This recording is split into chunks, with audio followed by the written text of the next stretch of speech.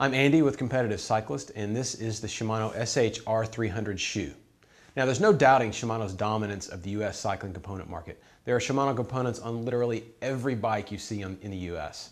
As a result, they have the resources to pour tons of money and countless hours into making better components. They can also take the time to think through the design process in order to maximize the performance of their gear to the nth degree. They leave virtually no stone unturned in the design process, and they never rush a product to market without testing, and then testing some more. The old wine commercial motto of "we will sell no wine before it's time" definitely comes to mind when I think about Shimano. Take, for example, the Dura-Ace Grupo. With more than 5 years between iterations, Shimano plainly makes the statement that they're a company fixated on releasing a finished product that represents their best possible engineering efforts. And in the case of the SH-R300 shoes, they have once again shown their ability to make a good thing even better. The SH-R300 is a near complete reworking of its predecessor. The sole, interior, and upper have all been completely reworked. The first thing you notice is the more ergonomic overall shape of the shoe. That's due mostly to the new anatomical curved last.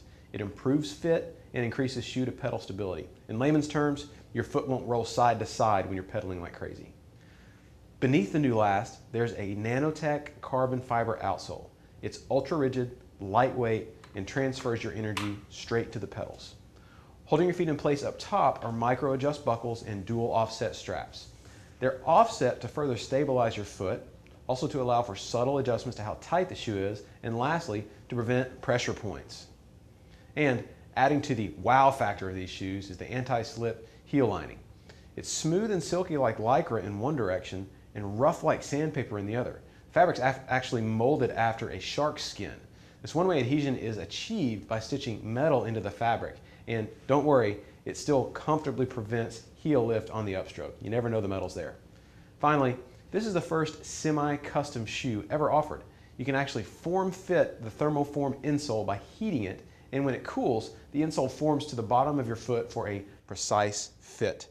You can also take a trip to your local Shimano retailer or stop by and see us when you're in town and ask us to vacuum fit the shoes for you. The thermoform moldable upper is kind of like a shrinky dink, if you remember those. When you heat it up, it forms to your foot for a custom fit. I've worn Shimano shoes faithfully for years, and until recently, I've never owned any other brand. I've been fortunate enough to ride these, a pair of CD Ergo 2s, and a pair of Rocket 7s for roughly the past 6 months.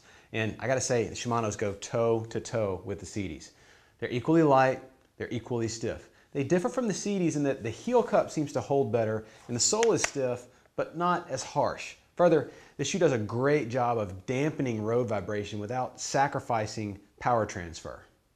And after our Shimano rep visited with his mobile oven to custom fit my shoes, I was able to loosen the straps and ratcheting buckle by a few notches. The new form fit of the heat molded shoes kept my feet in place quite well without as much binding tension on the buckle system. Overall, like all things Shimano produces at the Dura-Ace level, these shoes are top-notch and difficult to criticize. Thanks for taking the time to watch this review. And if you have any questions about Shimano shoes or components, please feel free to give me a call or send me an email at andy@competitivecyclist.com.